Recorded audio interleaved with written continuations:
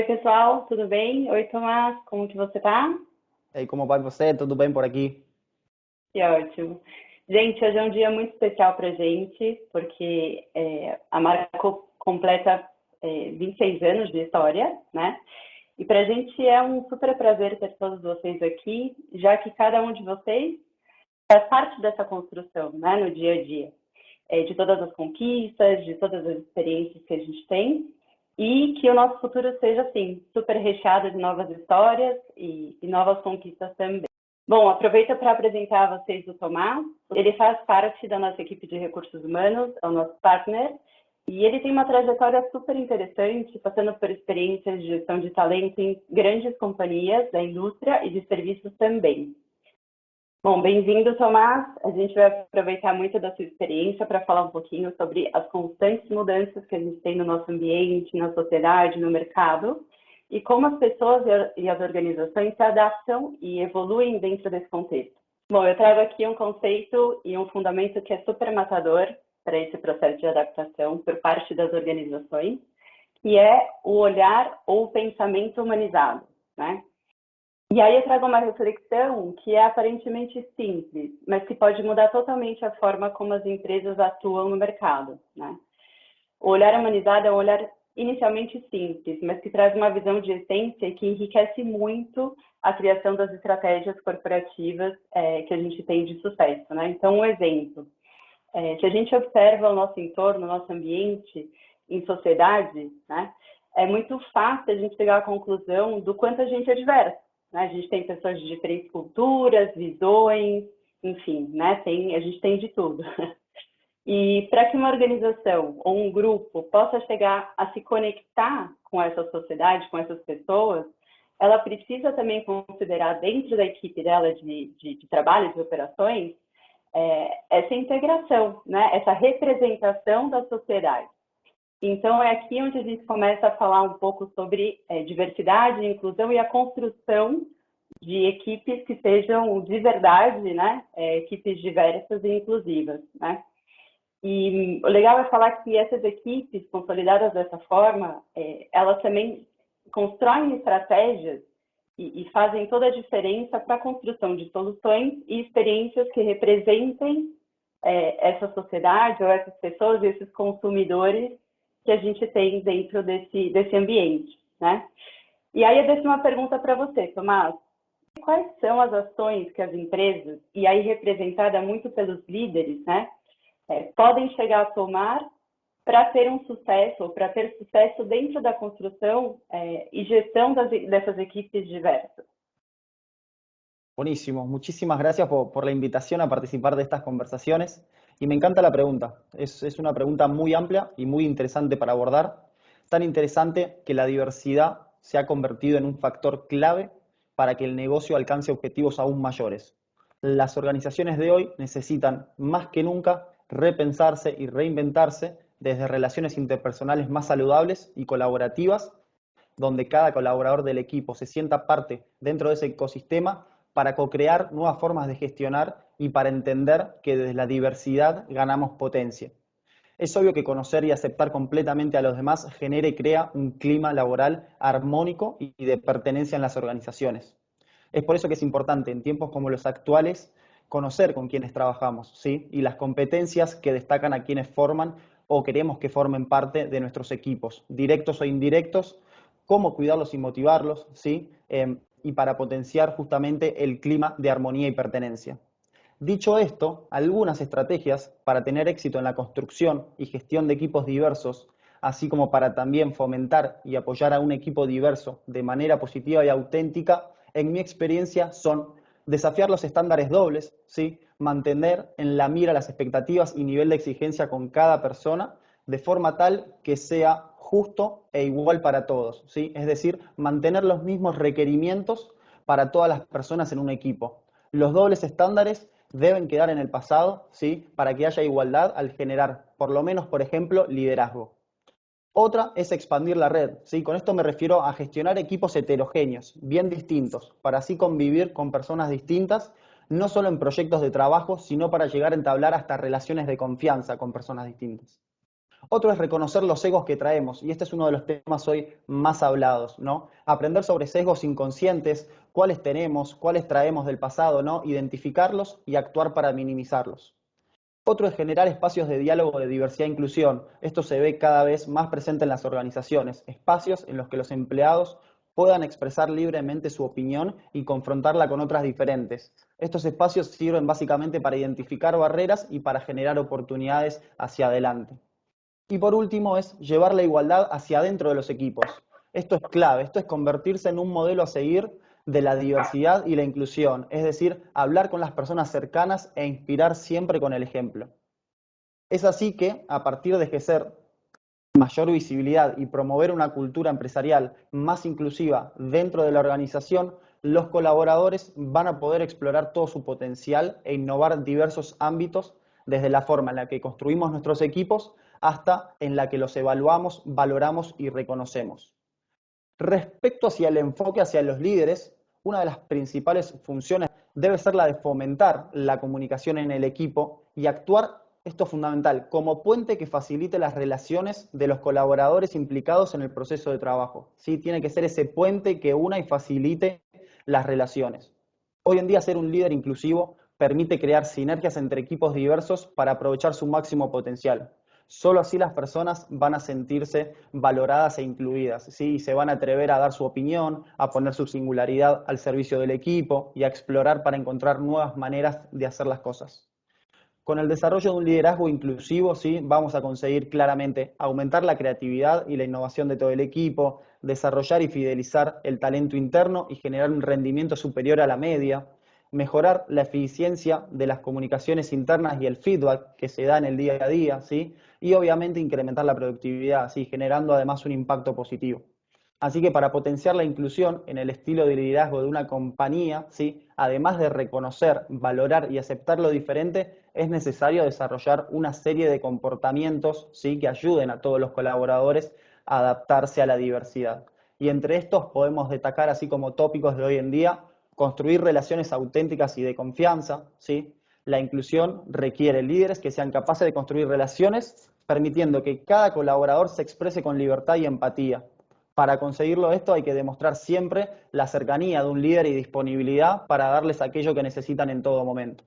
Otra es crear un entorno seguro e inclusivo, ¿sí? En el que su equipo se sienta partícipe y libre de juicios. Esto va a ayudar a desarrollar las fortalezas de cada uno de sus colaboradores. Y también el líder debe ofrecer, ¿sí? La colaboración, valorar los esfuerzos de cada persona y hacérselo saber. Es importante también que se cuestione como líder para identificar aquellos propios prejuicios, ¿sí? Que se tiene e identificar cómo estos afectan a los demás para así poder corregir. Y por último está lo que es flexibilizar la comunicación, es decir, sensibilizando a todos y creando una cultura de feedback positivo que ayude a mejorar, ¿sí? Esto va a tener como fin promover una comunicación de forma consciente y con calidez, ¿sí? Empatizando con cada uno de los colaboradores y valorando sus pensamientos y emociones, que es muy importante.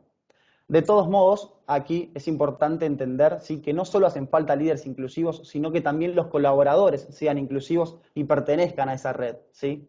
Hay una frase muy linda que dice, la diversidad es que te inviten a la fiesta y la inclusión es que te inviten a bailar. Y de un poco se trata todo esto, ¿no? Totalmente, sim. Não, me encanta, essa frase me encanta. E duas coisas que você falou me chamaram muita atenção, acho que são coisas que são super importantes para a gente construir e manter, né? Ou seja, fazer a gestão dessas equipes diversas. Uma delas é essa questão do viés inconsciente, né? Então, o quanto a gente tem que olhar para isso, ter essa autoavaliação, essa conscientização de quais são esses vieses e como que a gente consegue escapar deles, né? Por exemplo, no momento de um processo seletivo, né? O quanto que a gente está olhando realmente para a pessoa que está ali, o quanto ela consegue aportar para a nossa operação e o quanto a gente está olhando para outras coisas ou características que para a gente pode não parecer algo familiar, né? E o outro ponto que você comentou que eu acho que é bem bacana é essa abertura, essa construção de grupos de comunicação, ou seja, que a gente possa dar voz as pessoas para que elas consigam, para que elas possam interagir e falar sobre o tema. Se olhar para a Marco, por exemplo, a gente tem uma diversidade enorme, né?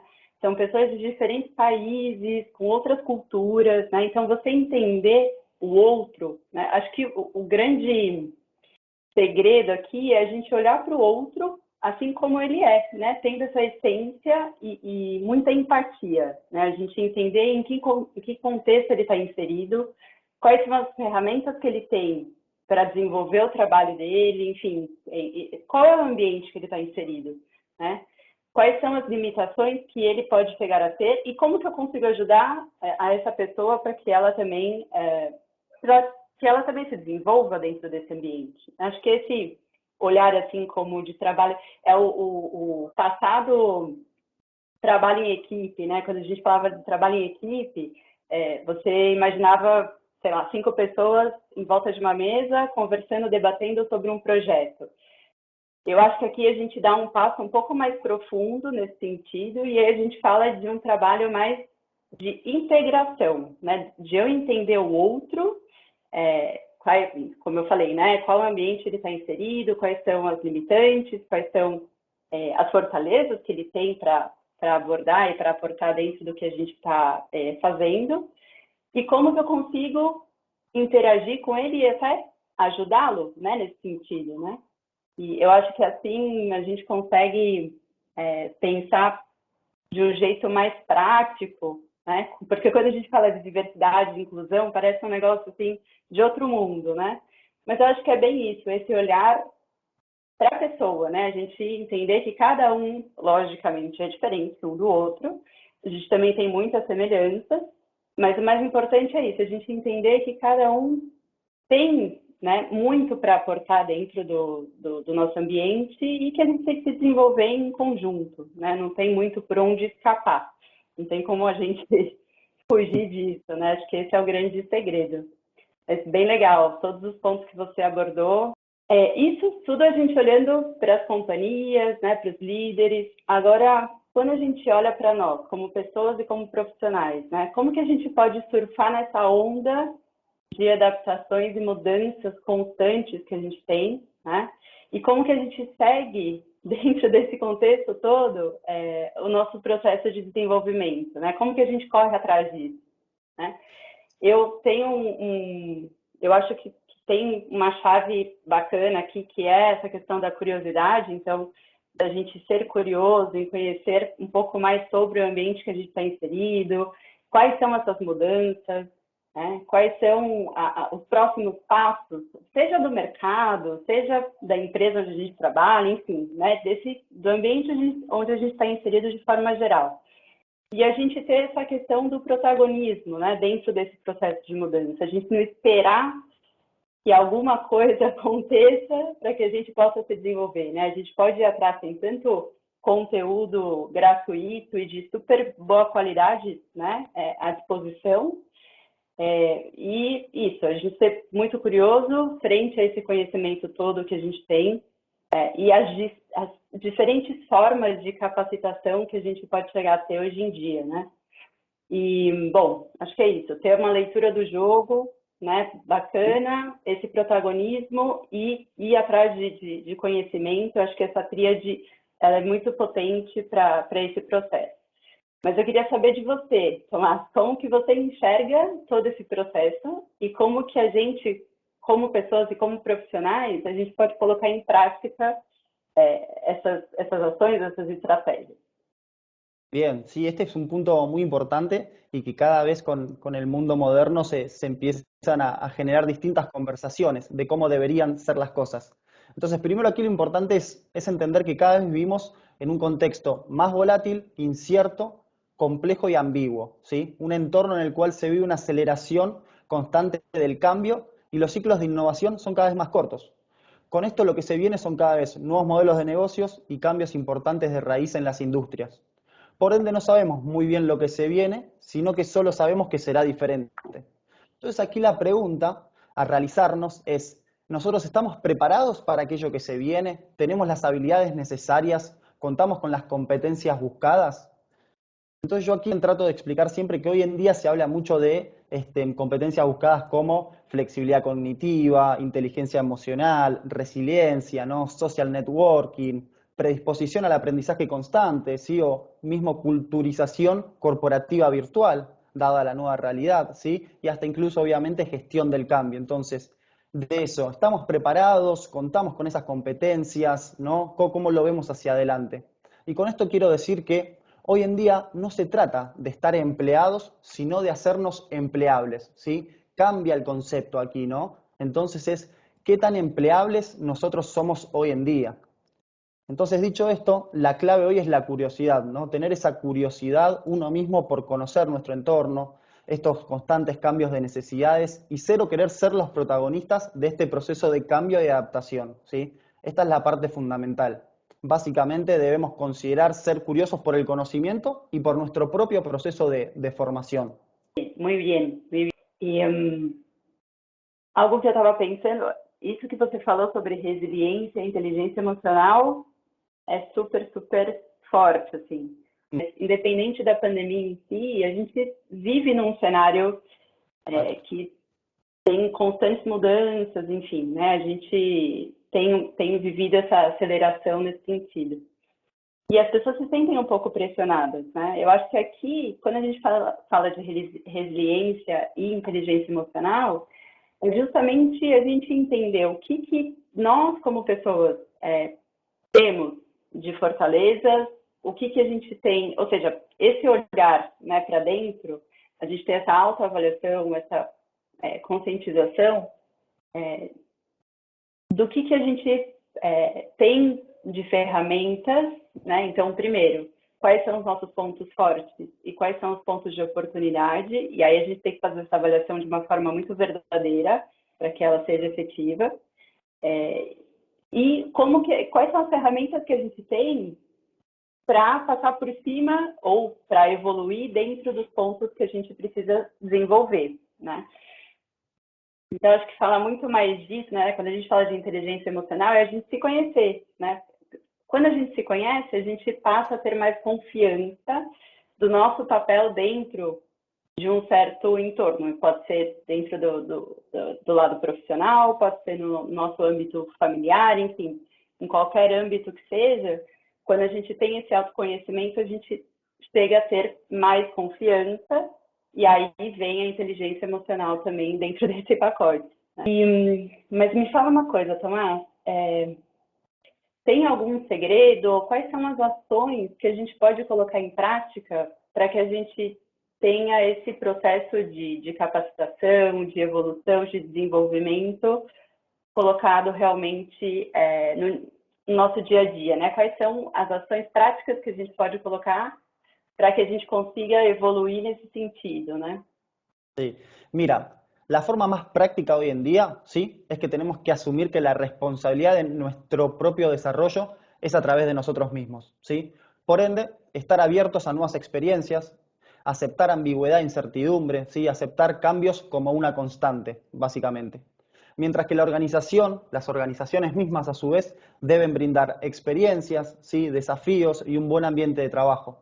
Deben brindar apoyo en ese desarrollo profesional, más allá de la típica promoción, y brindar feedback claro sobre cuáles son las posibilidades y oportunidades allí dentro, ¿sí? Las carreras exitosas de hoy se basan en el crecimiento que uno tiene a través de distintas experiencias vividas, con logros como resultados, en lugar de promociones lineales predeterminadas. Entonces, como profesionales, si yo planteo que debemos entender que el desarrollo de carrera depende de nosotros, ¿sí? Y para esto debemos tener en claro algunos puntos que son muy importantes y que esto suele pasársenos a veces, pero es sentarnos con uno mismo, ¿no? Y establecer, por ejemplo, cuáles son nuestras aspiraciones de carrera, qué experiencias significativas he tenido, ¿no? Y que traigo conmigo, cuáles son mis fortalezas hoy, cuáles son aquellas cosas en las cuales yo soy realmente bueno. ¿Qué experiencias necesitaría sumar o adquirir y o desarrollar para continuar? ¿Y cómo puedo ganar esas experiencias o logros de carrera de caras hacia adelante? Esas son como aquellas preguntas claves para poder nosotros plantearnos, ¿no? Y entender el desarrollo de carrera hacia el cual queremos ir. Y en base a estas preguntas es que vamos a poder establecer planes de acciones acordes a cada uno de los perfiles, ¿sí? Algunas recomendaciones también importantes para alcanzar este protagonismo del cual hablamos son básicamente crear un vínculo junto a tu líder lo suficientemente fuerte para poder generar confianza y poder hablar de manera clara y transparente sobre el presente y futuro, ¿sí? Otro es estar disponible, ¿sí?, para las conversaciones de desarrollo actual y futuro e incluso tomar la iniciativa uno mismo de generar esos espacios, ¿sí? No esperar a que nos agenden ese momento para conversar, sino salir nosotros a agendarle a nuestro líder a la hora de hablar de carrera. Otro es tener un método de indagación y exploración para hacer preguntas potentes, ¿no? Preguntas así, como estas que nombramos recién, que realmente no pongan en jaque las situaciones y los próximos movimientos de uno dentro de cuando hablamos de lo que es la carrera profesional. Y otro es repetir de manera frecuente que cada uno es dueño de su carrera y como dueño es protagonista de hacia dónde y cómo ir construyendo esa carrera, ¿sí? Las expectativas de carrera son 100% individuales hoy en día, ¿sí? Alcanzarlas requiere de los líderes, obviamente conocerlas, clarificarlas y acordarlas, ¿sí? Pero el colaborador tiene que entender y comprender que esto también requiere de su involucramiento al 100% y su protagonismo, ¿sí? Bueníssimo, bueníssimo. Exacto. Obrigada, Tomás, pela sua participação. Gente, obrigada também pela participação de vocês. Continuem por aí, porque a gente está cheio de conteúdos, tanto do pessoal da Marco como outros externos também. Obrigada, beijo, parabéns de novo para todos nós. Um abraço, Tomás. Até mais. Un saludo muy grande para todos. Muchísimas gracias, Nat, por haberme invitado a participar de este espacio y ha sido un placer participar. Obrigada. Um abraço. Saludos. Tchau.